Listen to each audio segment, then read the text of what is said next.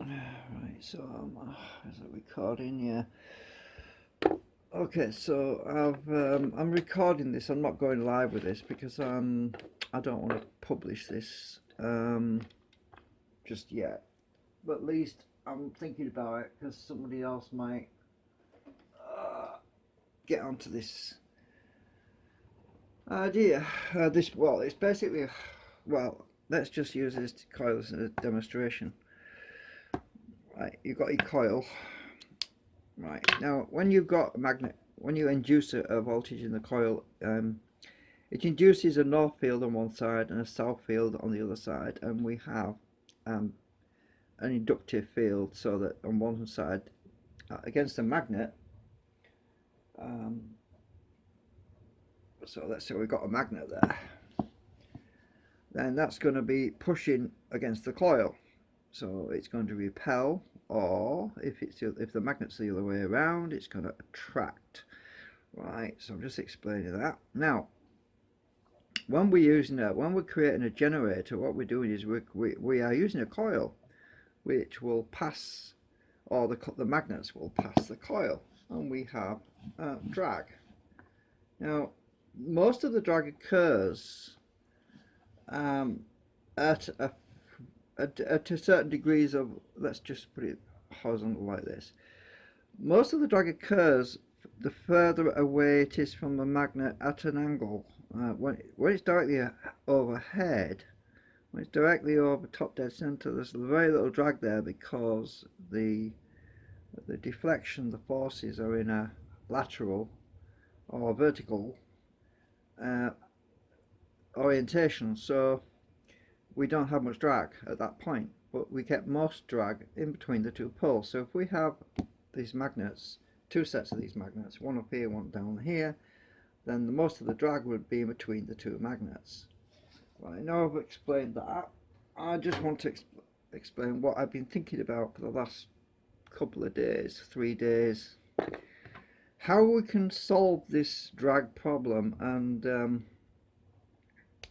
right, so I'm going to draw something. I've basically call it the infinity coil because of the way it works. Now, if you know about starship coils, a starship coil is basically wound. It's wound in like a spidery shape. Not a spidery shape. It's you've got this sort of shape, and in the middle you end up with a hole. Right, now thinking about this, what we end up with, bits more or less, is a ring in the middle, which is where our main flux is, and we end up with inversely wound eccentric coils that are actually crossed over. So what we have is effectively a figure eight. So that's just one section of a starship coil. It's just what we have is a figure eight, and they've been working very well for people. But the only problem is there's too many of these things. There's too many of these things on the outside, because what's happening is most of the energy is being cancelled out by most of the flux is cancelled out. So I've been thinking about a way to design a coil that can be wound easily, but in sections, so that it's multi-layered, so it's not going to be just one. So what I'm looking at is winding a coil that's round a rectangle, but then it goes around a circle like this. So, and we have our coil wrapped around multiple times, but then once we've wound our coil, we twist it. So in this section in the middle there, we actually turn it, we twist it, and we end up with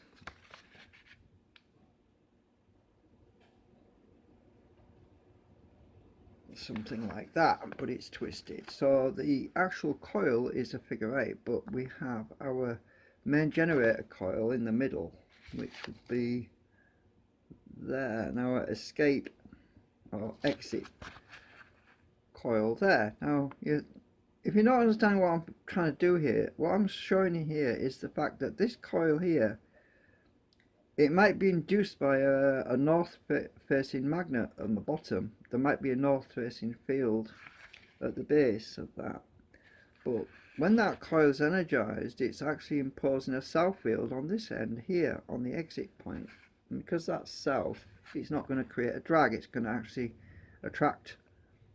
And because this coil is proportionally smaller than this larger coil, that should cancel out any drag, because what we'll end up with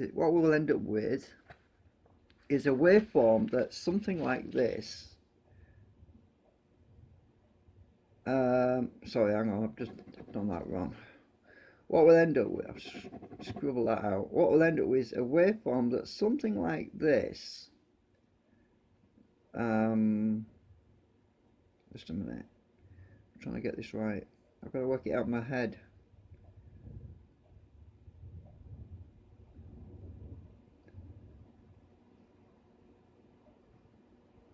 Something like that anyway.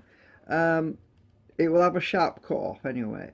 So we'll have a fast entry point into the coil where it's generating power, and it will negate, instead of having drag as the motor magnets are pulling away from the coil itself will basically shut off the drag system by subtracting the flux from the main generator coil. So we'll have a faster roll-off time.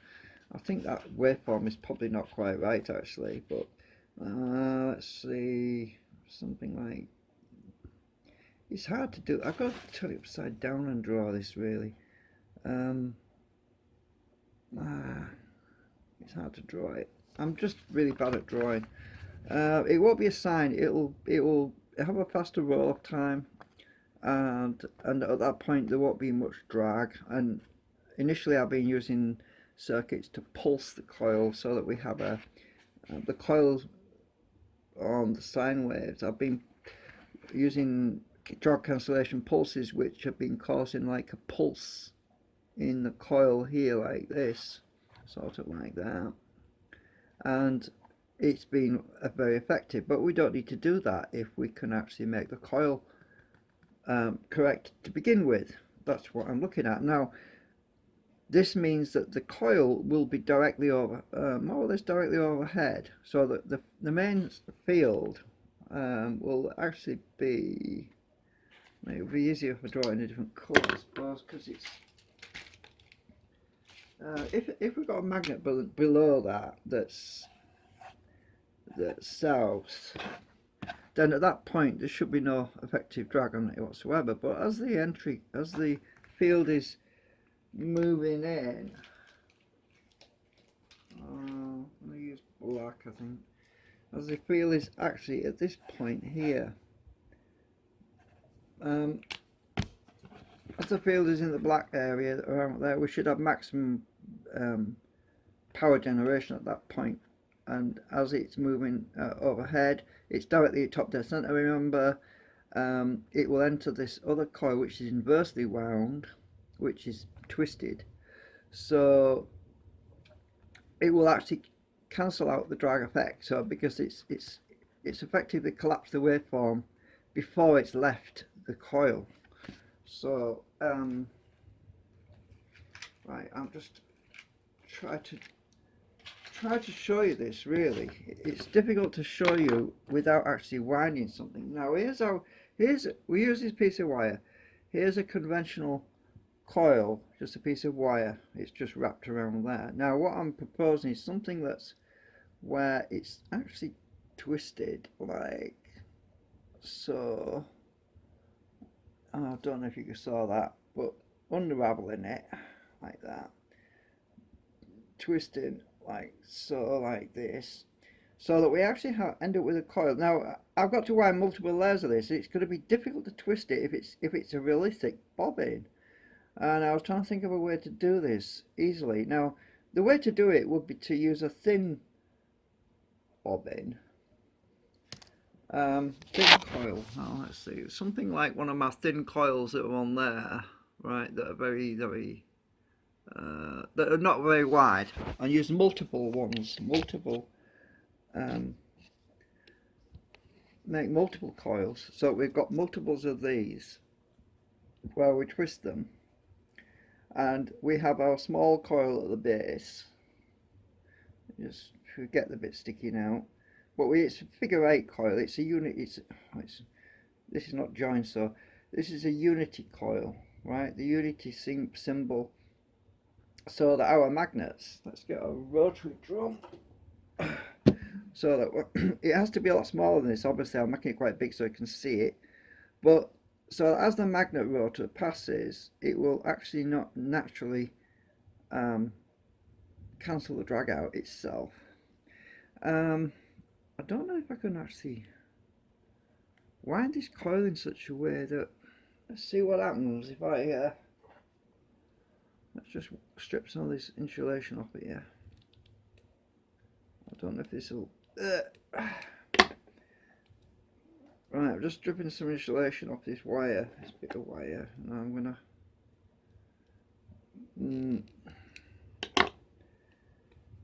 right, so if I twist these two ends of this wire together like this, that's effectively a single one-turn white coil, isn't it? Let's just turn this like this, twist the wires together. Now this is effectively a coil right now. Now if I shape this coil just like that, I'll spin this.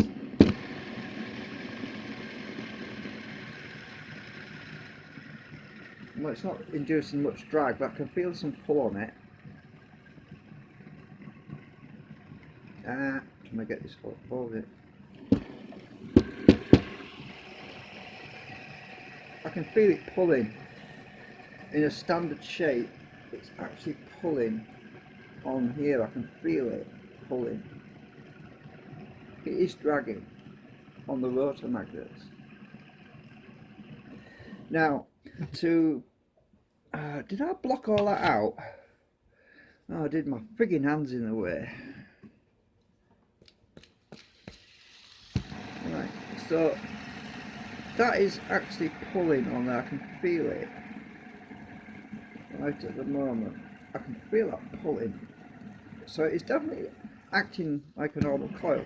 Now, if I was to turn this so that let's move this wire so that it's in a different orientation. So to do the unity coil,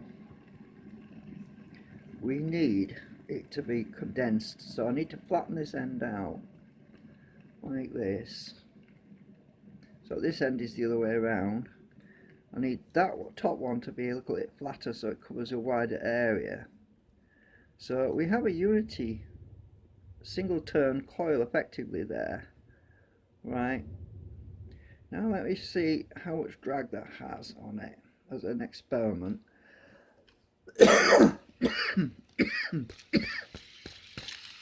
Need to spin this up.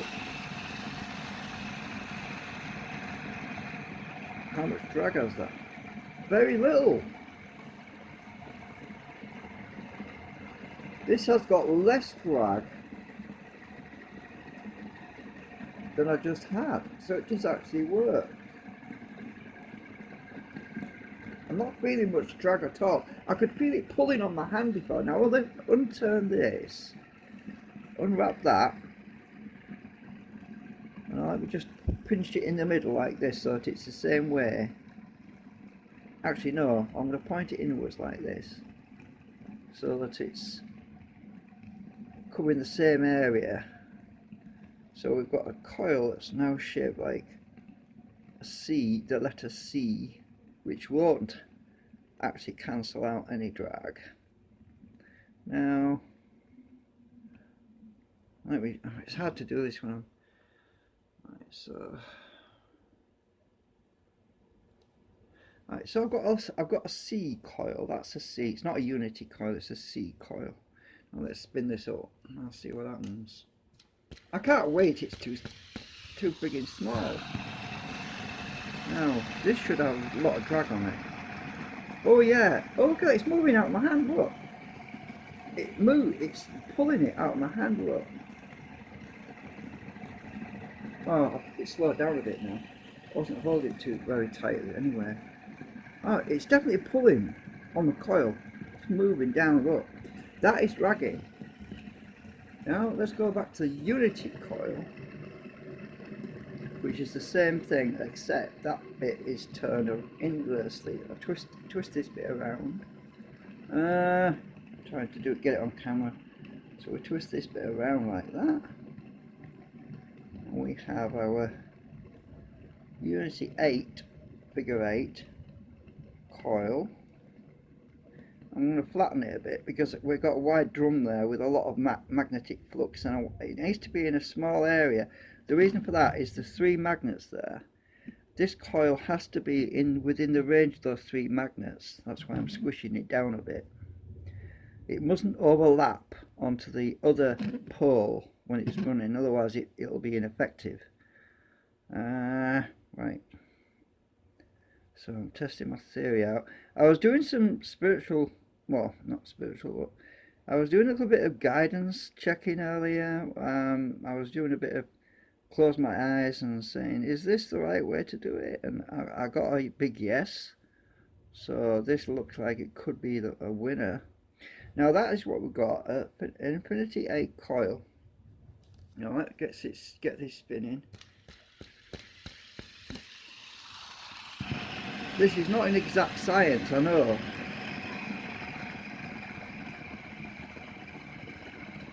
I'm not feeling any drag on this at all.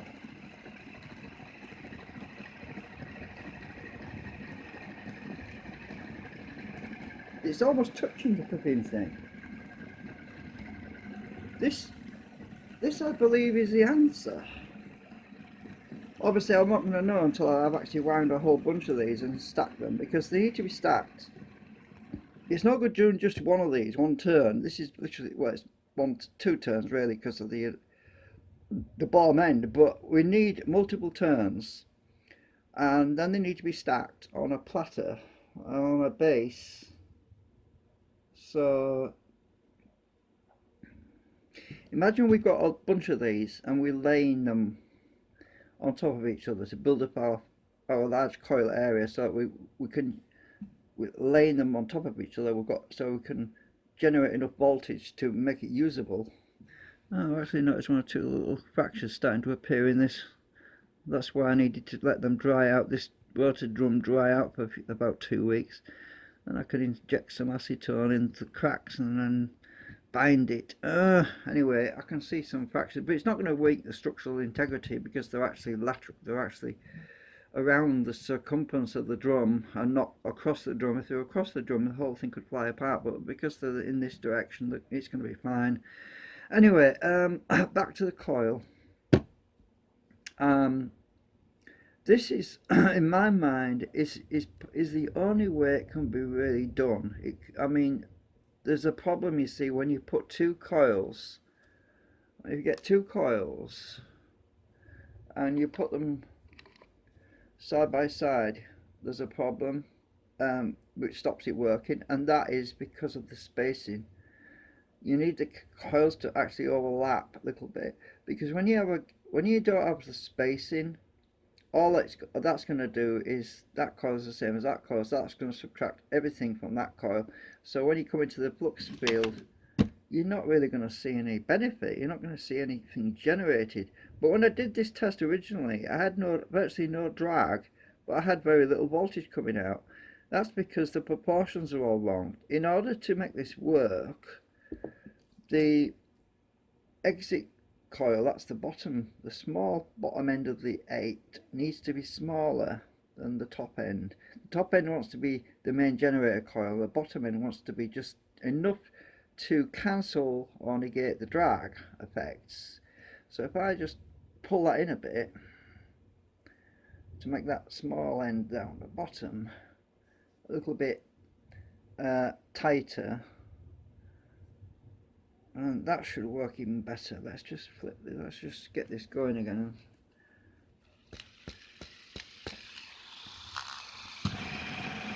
Let's just test that, see if I can feel it.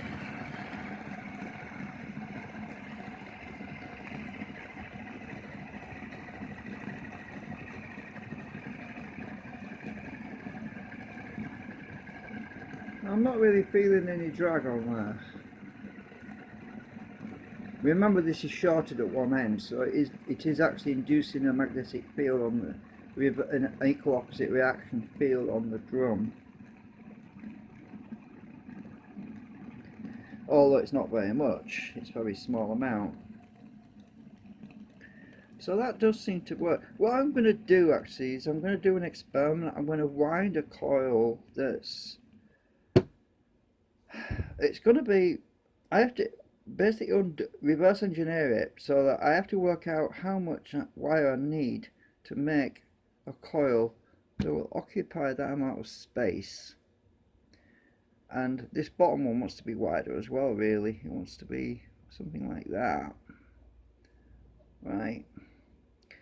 So that I have to wind a coil, then I have to unwind this, measure it, find out the kind of drum former that I need to wind it on, so that I can wind it on a former quite quickly actually. And then once it's wound, I have to wrap some stuff around to hold the wire together so it doesn't all fly apart, and also use some double-sided tape and wrap it around to hold the wires together. Now I've got to take it off the former, so the former needs to be in two sections so it can be slid off the winding mechanism. Then the wire will come out off the former quite easily. Then I can just simply twist the whole wire assembly into the shape I want. And so I'm getting away from the bobbins style thing, but then I want to make it so that this top section is still large enough where I can put a toroid in the middle and have maybe a small toroid in the bottom. So I could use a small toroid like one of these little tiny things in the bottom coil, and a larger toroid in the top one, so we can still have our inductive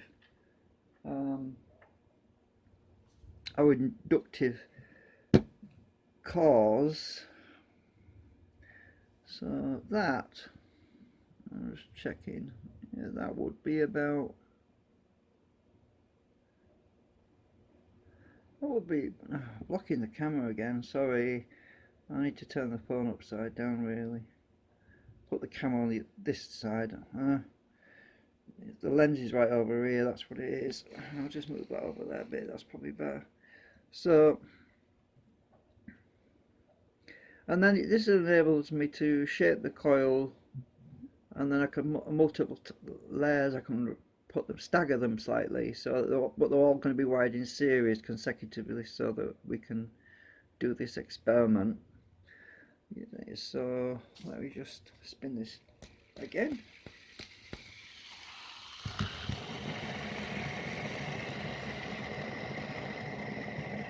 I notice when I just put the top section there's a lot of drag, but when I bring the bottom section equally, it negates the drag.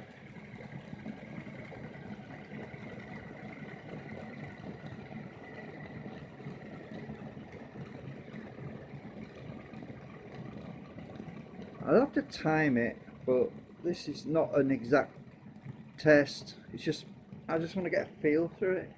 I really need to wind a proper coil to do a proper test. This is just one turn, there won't be enough voltage on it. Probably something like a few millivolts.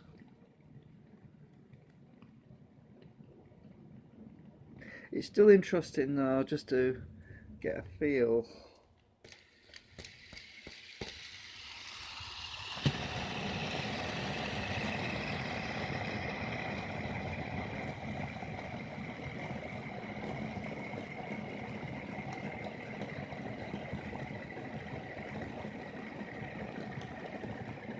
I keep touching the drum and it's knocking it out of my hand.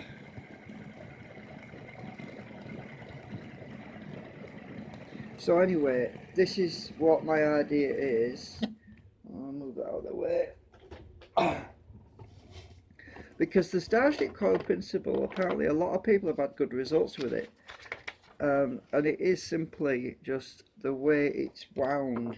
Like I explained before, it's just, I actually wound some starship coils myself recently, and so they're actually going, you go round a pin, you go round to the next pin, and you're going back. It's it's like a spiral inside a spiral. Not a spiral. Yeah. Anyway, I think I tried to explain it. I think you know what a starship, the way it's wound. You can go and look it on the internet. So anyway, this is what I'm going to be looking at, because there's only so much you can do with electronic circuitry. The whole point really is to eliminate it from the beginning. And if you can do it all with the actual coil design, then it simplifies all of the problems that you might get otherwise. So why create problems if you can overcome them right from the beginning? Right, so anyway, that's it. I'm going off now.